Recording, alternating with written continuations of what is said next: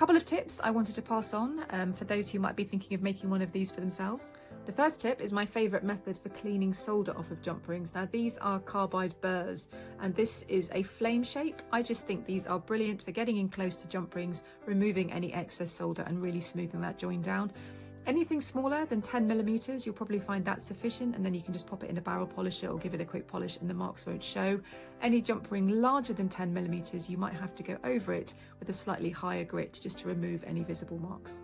The other thing I decided to do was, rather than assemble the chain and then solder all the links in turn, I created the larger ones first, soldered those, tidied them up, and then went through and soldered the links together with the smaller jump rings that I had made. I just found it easier to do it that way. When it came to soldering the large links themselves, what I like to do is lay them around the soldering block so the join is just over the edge.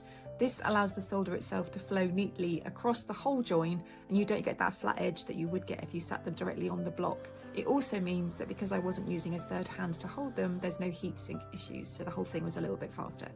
And then finally, when it came to soldering the smaller rings to hold the whole thing together, rather than use the third hand again, which I just don't like for whatever reason, I have a little groove cut in the back of my soldering block and I just stood them up in there so they were held upright and soldered them that way.